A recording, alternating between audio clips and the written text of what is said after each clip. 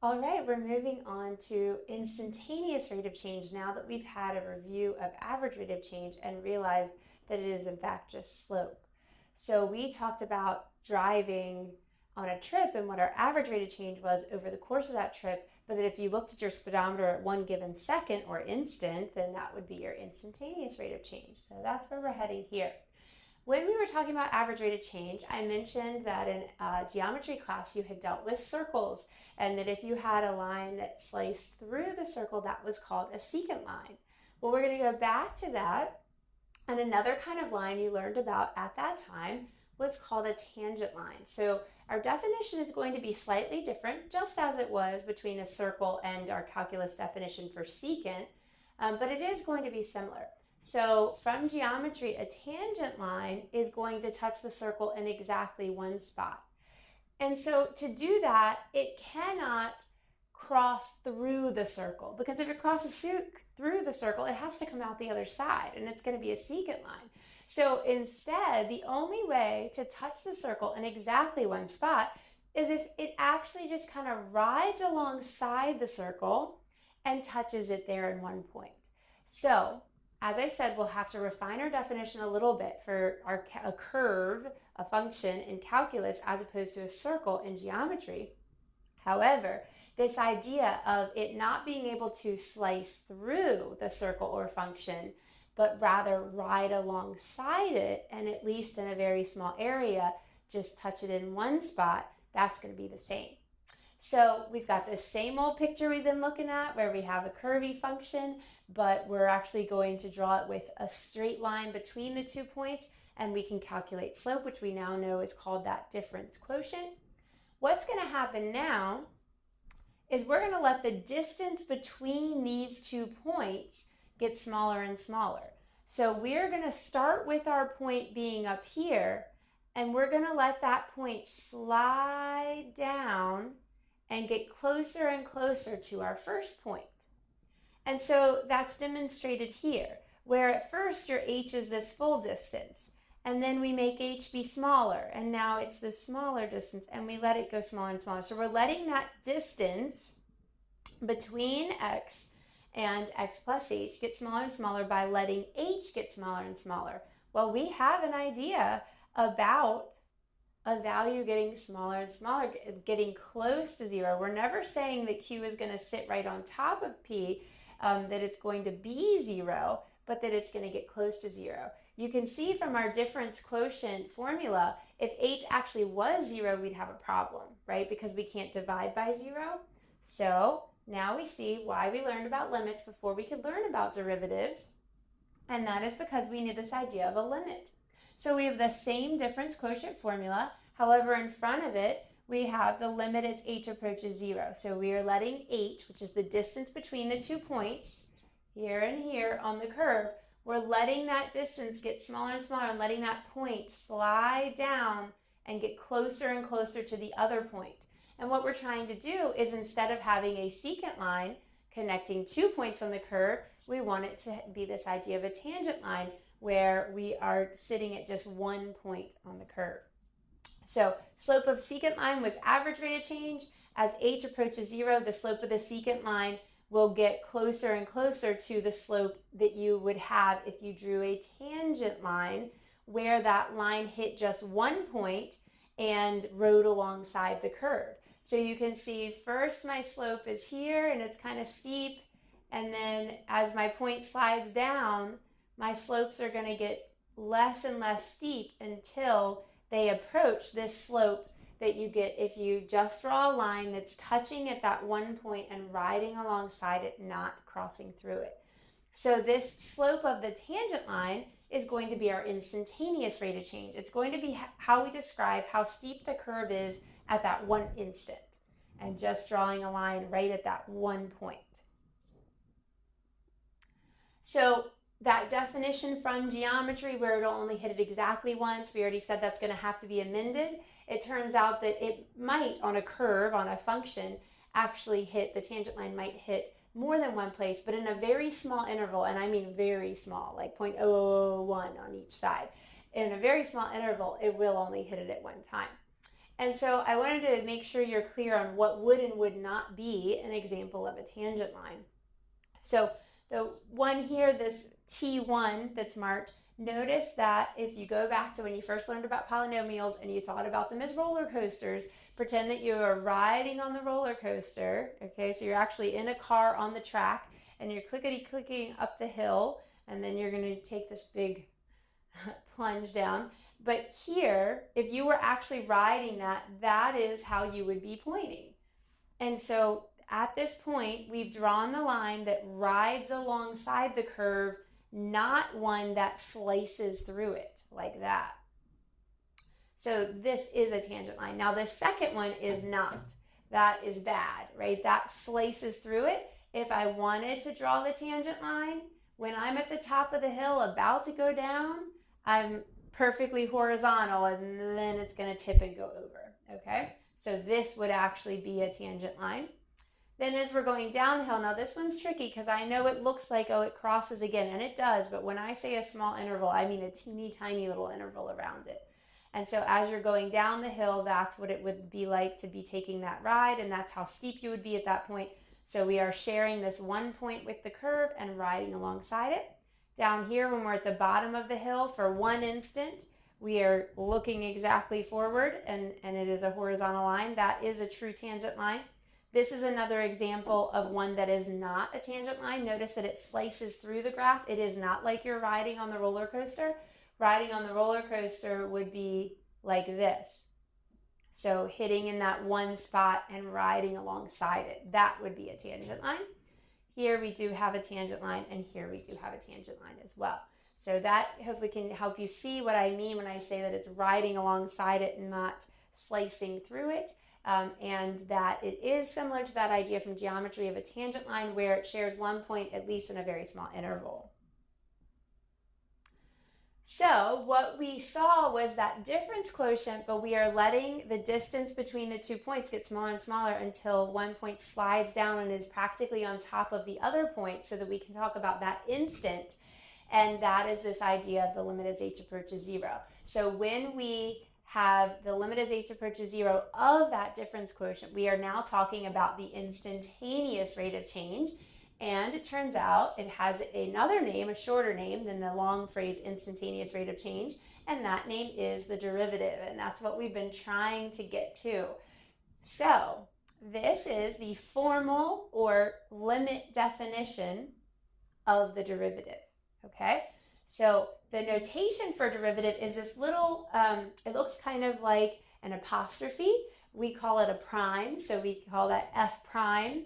F prime of x equals the limit as h approaches 0 of f of x plus h minus f of x all over h. That is the limit definition of the derivative. You'll see why in a second. Your book also sometimes calls finding this using the four-step process, but my directions will say please use the limit definition of the derivative to find the derivative of this function.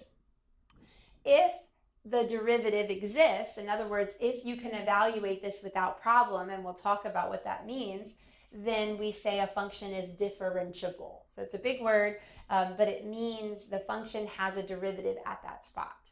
If the function is differentiable, then it has a derivative there. So the idea is we've now slid that second point down till where it's right on top of the first point, and we are talking about drawing a line that shares that point with the function, rides alongside the function, does not slice through it, and in doing that, however steep this line is right there is also how steep your function is right there. So the derivative is useful because it describes the slope at that point on the curvy function. So again, we in algebra class had only ever done lines, and we said, oh, it doesn't matter which 2 points you choose, you're always going to get the same slope. Well, on something curvy, obviously it does matter which points you use. So I definitely have a different slope going here. It's positive as I head up the hill than I do over here. It's negative as I head down the hill. So with a curve, you'll see that your slope can change at any given second, and this tangent line is how we can talk about that. So the slope of the tangent line at a certain point describes the slope of the actual graph at that point. So you have a couple homework problems where they actually ask you the same question, they just word it different ways so that you can see, oh, the slope of the tangent line at a point means the same thing as the slope of the graph at that point. And so you're like, wait a minute, I just did this, I just got the same answer. And that's just because they're trying to make that point for you. Okay, so let's look what a whole problem will look like. So part A here says find f prime of x. That means find the derivative of the function f, okay? And we now have that limit definition of the derivative. So our definition is the limit as h approaches 0 of f of x plus h minus f of x all over h. And we have already practiced in pre-calculus, in our review, and then previously in this section, how to deal with this part, and that's actually the part that students usually have the most problem with. At the end, we're just going to take a limit, and then we'll be good. So do remember that correct limit notation, this limit sign is going to stay until we actually take the limit. And taking the limit algebraically means substituting, means letting 0 be h. So you're finally going to get the motivation for why you had to keep going before. Before we just said do as much algebra as you can. Well, what you're going to find out now is that at any step prior, you would have gotten an indeterminate form if you tried to take the limit. And so that's why we keep going until we don't get an indeterminate form. Okay, so our function is here, 7x minus 3x squared. So we need to, instead of f, have that function. So I need to replace all x's in the given function with the quantity x plus h. So that's 7x plus h in parentheses minus 3x plus h squared. So that part is my f of x plus h. Okay, so that's f of x plus h. Then I see a minus sign. So I'm going to draw a minus sign. Then it says f of x. Well, I know what f of x is. They told it to me. So we have 7x minus 3x squared. Now, don't stop there. If you stop there, you're wrong. So what I wrote is incorrect because I need to subtract off the entire quantity f of x. As written, when you go to evaluate this, you would have only subtracted the 7x. So I need to make sure that I use parentheses when subtracting off that f of x to make sure that the negative sign really applies to both parts of it, or any parts of it if it has multiple terms. So what I've written now is the minus and the f of x part, okay? So here I was plugging in f of x plus h minus what is f of x, and then I need to finish out this template by dividing by h, okay? So what this is, it is just you evaluating the difference quotient. It happens to have a limit sign in front of it. It is the limit definition of the derivative. Your book talks about a 4-step process, and all that is they get you to focus in on writing what f of x plus h is first, and what f of x is, then doing their subtracting, then doing the dividing. So it's exactly what we're doing. It's just broken down into separate steps, and then you have to remember to put it all together. So it's up to you which way you like to show it. Okay, so if you were wondering in the past, why did we keep going? Now, why are we going to distribute and FOIL and do all of these things? Well, if you took a second and tried to replace h with 0, which is you taking a limit, what you would find is you get 0 over 0, which we know is called an indeterminate form and is not an okay final answer. It is an indication that we should use algebra. In this case, the algebra we're going to use is to FOIL and distribute and cancel until we no longer have an indeterminate form, and then we take the limit. So we need to do all that simplifying, and we need to distribute. So we'll have 7x plus 7h minus 3. Now we have to be careful with order of operations. We do have to do our squaring first, then we'll come back and distribute our 3. So remember, it is not x squared plus h squared. That's going to haunt you. You've got to get that down. If you need to go to the side and do x plus h times x plus h and FOIL it, and do that and make sure that you get x squared plus 2xh plus h squared. And then we're going to have to distribute that 3, and we can go ahead and distribute here as well. So minus 7x plus 3x squared. And this is all over h.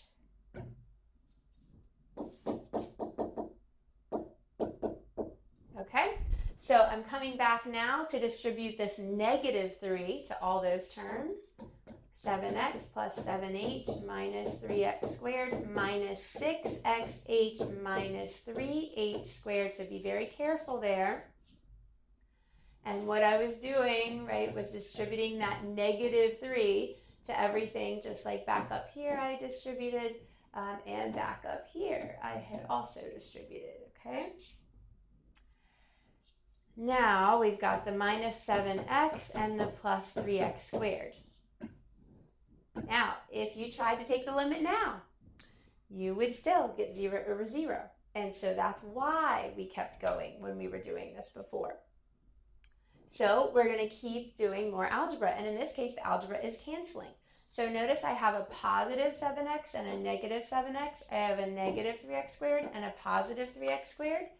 And so now what I'm working with is the limit as h approaches 0 of 7h minus 6xh minus 3h squared all over h. If you tried to take the limit right now, you would get 0 over 0, which is an indeterminate form. And so we have to keep doing algebra. So there is now a reason why we just did as much algebra as we could, and it's the limit that's in front of this definition of the derivative, that we would be getting an indeterminate form. So notice now that every term here has an h in it that could come out. If I factor that out of the top, then I will be able to cancel now that it's in a factored form with the h in the bottom, and I'm finally going to be able to take the limit in a minute. So we have the limit as h approaches 0 of 7 minus 6x minus 3h. And now if I plug in a 0 for h, I will not get an indeterminate form. So let's do it. 7 minus 6x minus 3 times 0 is 7 minus 6x. So if you follow our whole string of equals, equals, equals, equals, what we were finding was f prime of x. So notice that the derivative is a function itself. And if you think about what this derivative is, right, it's the slope of the tangent line at a point. It describes the slope of a graph at a point. Well, if the slope changes as your x's change, then it makes sense that the derivative, which tells you what that slope is, needs to be able to change as x's change too. So it is a function of x. So that is part A, where we were asked to find the derivative, okay? Now we are asked to do a couple things with that. So I'm going to clear my screen so that we can have room to do this, but what we need to remember is that f prime of x is 7 minus 6x. So what we found was that f prime of x was 7 minus 6x. And so now when they ask me about f prime of negative 2, it's function notation just like when we had a regular function that we were dealing with. And so I can simply find f prime negative 2 by replacing any x's in my function with a negative 2. And what that's going to do is tell me the slope of the graph at that point when x is negative 2. So we have 7 plus 12, which is 19. Okay? So remember that this gives us the slope of f at x equals negative 2. So in y equals mx plus b, we've always used m to talk about slope. So 19 is actually going to be our slope. At this point, all they asked us for was what happens when you plug -2 into f prime, and we've done that. But as I look ahead to part C, I wanted to remind you that the derivative represents the slope of the tangent line at the point, and so the slope of the graph at that point, how steep it is. So in the last part, this is our first time doing the equation of the tangent line, and you will keep seeing it over and over again. So as we learn more about derivatives, you'll be able to find these equations of tangent lines with more and more kinds of functions. But each test, each unit, you're going to see that same question. It's just that what functions you're asked to do it on are going to change. So the equation of the tangent line, I now know the slope of the tangent line, right? So let's remember that the derivative at x equals -2 is the slope of the tangent line at x equals -2, okay? So to write the equation of any line, you always need a point and a slope.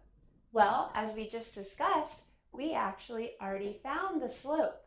So we talked about the fact that the derivative evaluated at a certain point is the slope of the tangent line at that point and describes the steepness or slope of the graph itself. So the slope of the tangent line we already found in previous work, which is why this was built up the way that it was, and is 19. But what we need is the point. And now we already have an x value. We were given x is -2. But how do we find the y value? Well, we find the y value the same way we found the y values all along. Back in the average rate of change section, we plugged into the original function to find the y's that went with the x's we were given. We just have to be a little careful here because now there are two functions floating around. There's the original function and there's the derivative function. So we need to be very careful that we are plugging into the original function. It's if this is my x, what y goes with it. The y that goes with it is what you get when you plug into f of x. Y equals f of x, right? So I need to do f of -2 and I'll get -14 minus, and be careful here, -2 squared is 4 then times, is a positive 4 then times -3 will give you a -12. So our y value ends up being -26. So we have this ordered pair, -2, -26. And so we have a point and we have a slope. And that's all we need to write any line. This just so happens to be the tangent line, and that's how we were able to find our derivative. But to write any line, we need a point and a slope, and there's two methods that you've probably learned at some point. One of them is to do y minus y1, which is -26, so be careful about the minus a negative, right? Equals our slope times x minus our x. And again, be careful about the minus. So we have y plus 26 equals 19 times x plus 2. So y equals, I need to distribute the 19. I get 19x plus 38. And then to get y by itself, I need to subtract the 26. So y equals 19x plus 12. All right, so if you were to graph this function 7x minus 3x squared and our line that we just wrote, 19x plus 12, you would find that they share the point, -2, -26, that this line rides alongside that function and describes how steep it is there.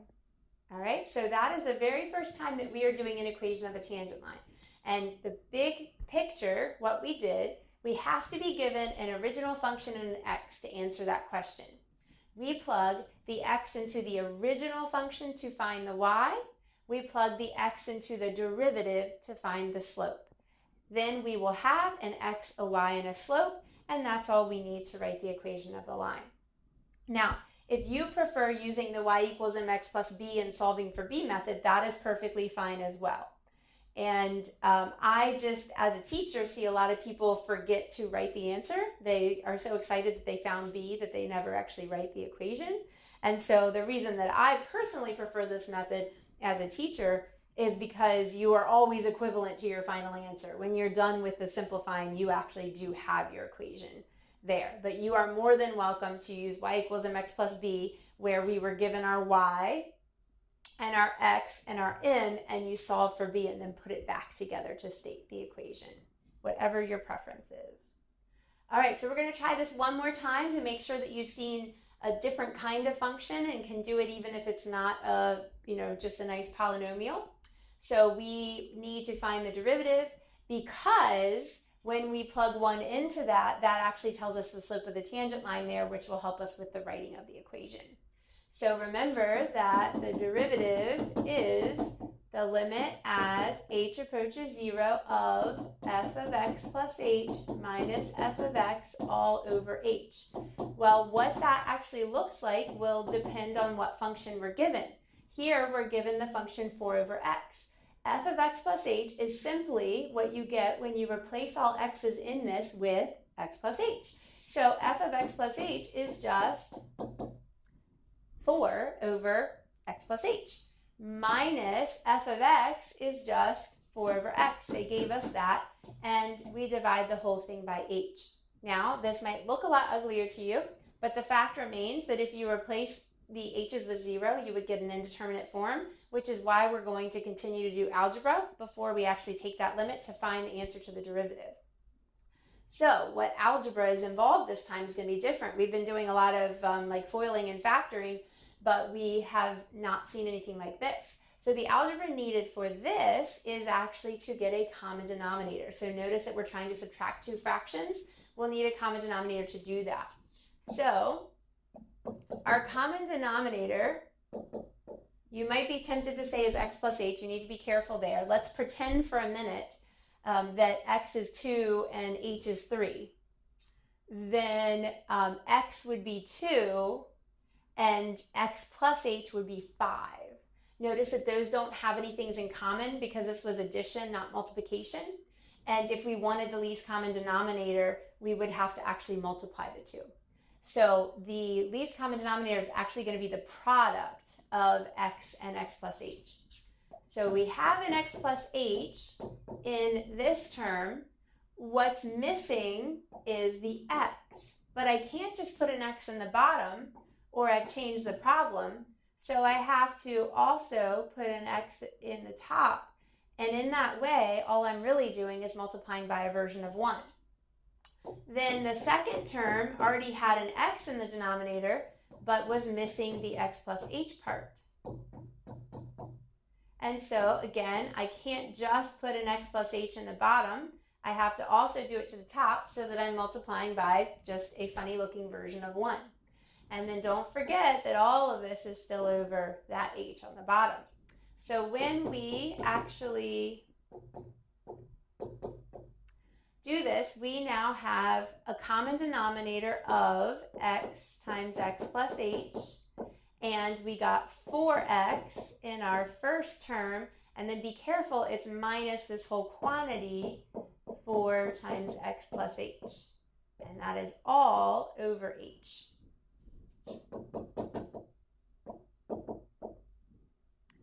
So we have 4x minus 4h when we distribute here,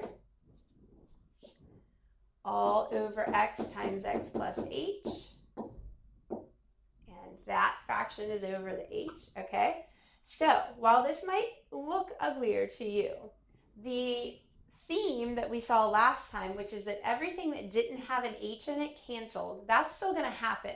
It's just going to happen in the very top numerator. So in the very top numerator, if you've done everything right, everything that doesn't have an h in it should cancel. If that isn't the case, like let's say you accidentally had a plus 4x here, don't just claim they're going to cancel. Go back and find your error and fix it, and then make sure that they really do cancel. All right, so now we have the limit as h approaches 0 of negative 4h over x times x plus h.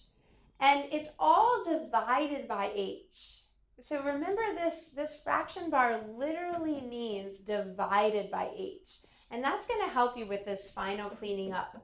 So remember that at any step prior, if you try to replace h with 0, and you can check me on this, you would get an indeterminate form, 0 over 0. So that's why we keep doing algebra and keep going. So what we have is negative 4h over x times x plus h. And remember that division, right, is the same as multiplying by the reciprocal. And so that can help you see that even though it looked like an ugly fraction within a fraction, something we call a complex fraction, you actually can finally get those h's to cancel. And we're finally going to be able to take the limit. So we have the limit as h approaches 0 of negative 4 over x times x plus h. And now if we let 0 be h, we will not have an indeterminate form anymore. So negative 4 over x times x plus 0. Limit sign is gone because I did what it said. I let 0, h be 0. And so we have negative 4 over x squared. Remember that the chain of equals equals equals is that this is what our derivative is. So our derivative is negative 4 over x squared. Again, it itself is also a function. So we'll get some more room here and we will go ahead and answer part B. So this was part A, and here was our answer to part A, was this function negative 4 over x squared. Now you've seen that other kinds of algebra might be needed to avoid those indeterminate forms, like in this case, getting a common denominator in order to get things to cancel so that you no longer have that indeterminate form.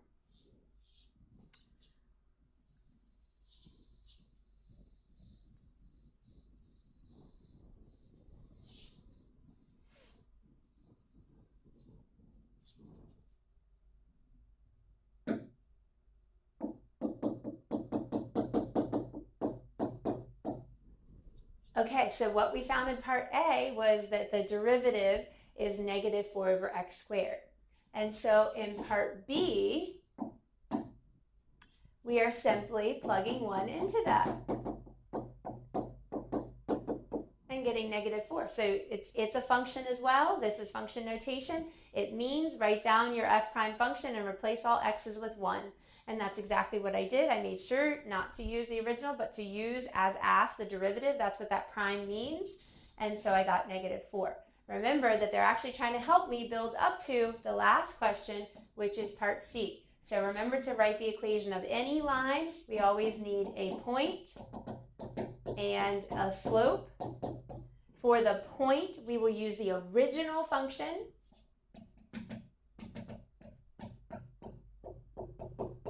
And for the slope, we will use the derivative function. All right, so I need to do f of 1, which is positive 4 over 1. That's from my original function, and I get 4. So I have the point 1, 4. I need that. Then for the slope is the derivative evaluated at a certain point. Okay, so don't tell me that the slope is negative 4 over x squared. Because if you write an equation of a line with a slope of negative 4 over x squared, that is not going to be a line at all. Right? A line has a highest power that you see of x being 1. You'll have some crazy thing with x squareds and x's and different things like that. So remember that a slope is a number.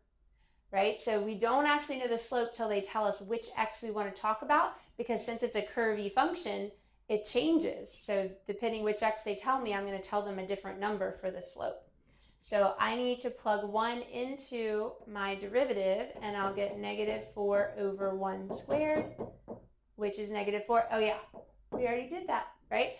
So in this case, they helped build us up to it, and remember we had already found that. But I want to show you that most of the time at this point, you're just going to be asked part C alone, and you'll need to know, oh, I need a point. I plug into the original to get the point, to get the y value that goes with the x, and I need a slope. to find the slope, it is specifically the slope of the tangent line, and that is the derivative. And that is what then would motivate you to find the derivative. And then we are talking specifically about x equals 1, and so that's why you'll plug 1 into the derivative to find the slope. So now we have our slope, and I have a point and a slope. I can now write the equation. So we have y minus 4 equals negative 4 times x minus 1. So that's y minus y1 equals m times x minus x1. So y minus 4 equals negative 4x plus 4, being careful with distributing. And then when I add that 4 over, I will have y equals negative 4x plus 8. Again, what that means is if you graph 4 over x and you graph negative 4x plus 8 and look at where x equals 1, you will find that they share the point 1, 4, and that this line, negative 4x plus 8, rides alongside that function and describes how steep it is there with its slope. All right, so we're done with the long definitions of the derivative practice. You'll definitely need to practice more through your homework, but we want to take something we observed from that to talk about when will you and won't you be able to find a derivative for a certain function. So in the example that we just did, f of 0 is not defined because it would cause division by 0. So if you were trying to find the derivative when x is 0 and you were doing your work and you had a 0 for x, when you get here you'd have f of h minus undefined. What do you do with that? Like, you can't even keep going. It's literally impossible for you to compute the rest of that difference quotient, and so then of course to take the limit and find the derivative. So if you have a spot on your graph, an x value on your graph that is undefined, you're not going to be able to compute the limit definition of the derivative. You're not going to be able to find a value here, so then you're stuck. So this is an example where the function is not differentiable at that x value. It doesn't mean it's not differentiable at all, but it's not differentiable. You can't find the derivative at just x equals 0. So if a function is not defined at a point, it is not going to have a derivative at that point. It's not differentiable at that point, like here with x equals 0, but actually in a broader sense, any discontinuity. So if a function is not continuous at a certain point, whatever kind of discontinuity that might be, now you see why we did the section before on continuity, then it's not differentiable at that point. It won't have a derivative. So this is going to be our last set of threes that we need to know for this unit. Our first set of threes was how do you take a limit? You check from the left, from the right, and do they equal? Our second set of threes was continuity. So to check for continuity, you check the function value, the limit value, and saw if they equaled. And this is our last, but it's kind of worded in the negative. So this is going to be the 3 ways that a function can fail to be differentiable. In other words, the 3 ways that a function can fail to have a derivative at a certain point. And the first way we've just discussed is if that function is not continuous at that point, it can't have a derivative at that point.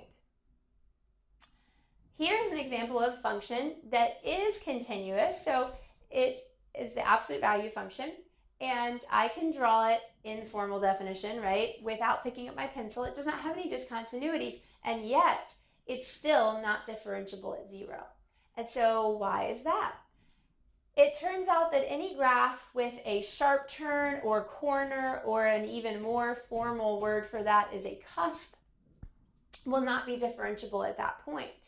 And so if you think about the fact that the definition of a derivative is a limit, and to find a limit you have to check from the left and from the right. Remember, we previously talked about how the absolute value function is actually a piecewise function. So when we did the limit from the left and the limit from the right, we would have to use different pieces of this graph. And so if I was using this piece and talking about the slope of a line that rides alongside it, the slope of the tangent line, I would get a slope of -1.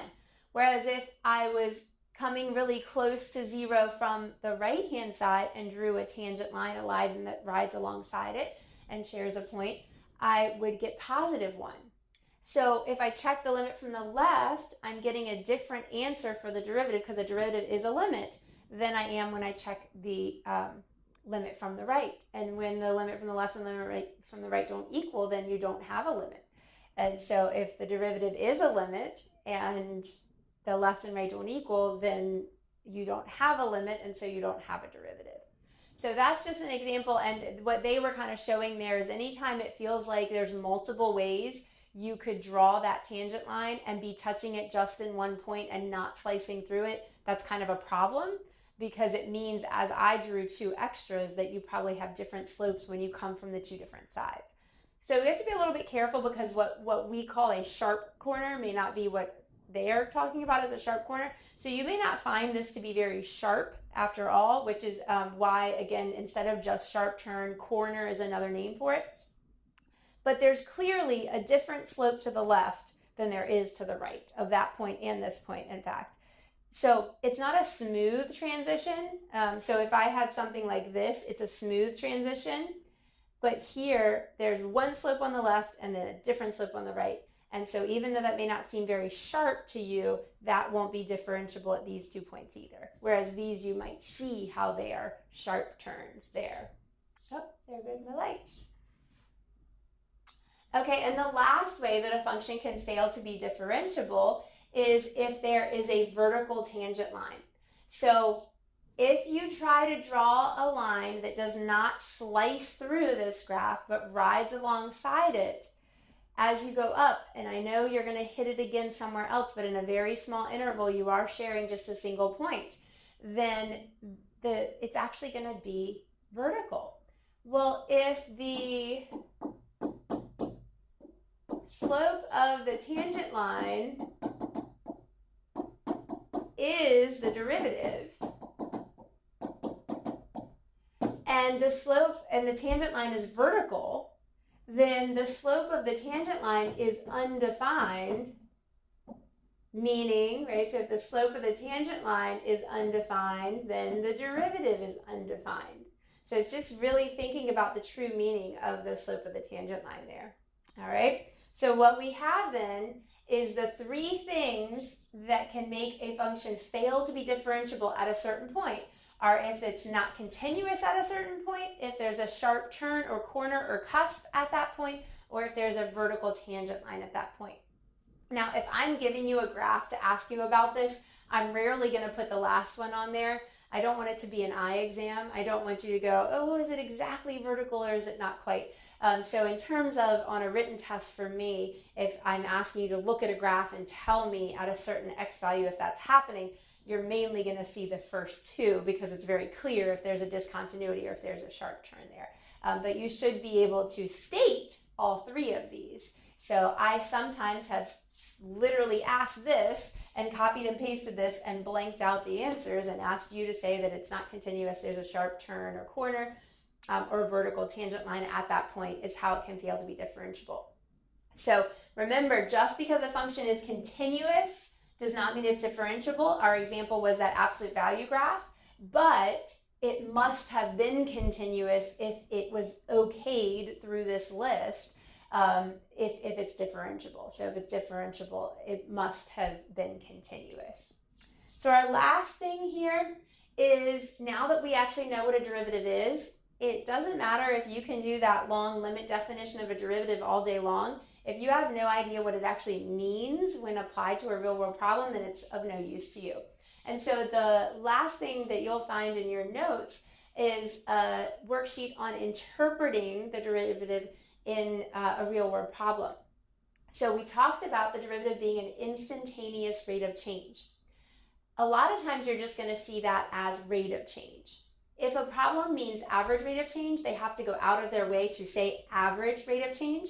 If a problem just says rate of change, it is implied to be the instantaneous rate of change or the derivative. So anytime any quantity that changes with respect to any other quantity can be dealt with in terms of derivatives. And so there's a lot more things than you would even think of. Pretty much every field you can talk about how things change. And so a couple of our interpretations so far have been the very, math, literal slope of the tangent line. And then more broadly, the instantaneous rate of change, Well, one application of that is speed, or sine speed is velocity. But anything that talks about a rate of change, it's a keyword for derivative. So please do take a look at the handout that I've posted, where you'll find you're not actually doing any number crunching at all. You are taking a real world problem and interpreting it. You're writing a sentence of what it means, where if the derivative was involved, it's that one quantity is changing, and how is it changing? If your derivative is positive, it means you have a positive slope. It means your quantity is increasing as you read left to right. If your derivative was negative, it means your slopes of tangent lines were negative, and if you read left to right, that quantity was decreasing. So take a look at that, and do expect that on an assessment from me, you will have to write a sentence describing what it actually means and interpreting that derivative with this idea of instantaneous rate of change. So that's it for the derivative, but I promise soon there will be a quicker way. You will have to, one time on both your first test and on your final exam, do the long way, the limit definition of the derivative, also known as the four-step process, in order to find the derivative, because that's where it all came from. I need you to show me that one time you understand that the idea is we're taking the slope between 2 points, sliding those 2 points together, that's the h approaching 0 part, until it's a single point, and we have a tangent line, and that tells us how steep the graph is there. So you will have to do the limit definition of the derivative one time, but every other time you'll get to do the quick way, which we're about to learn in the next section.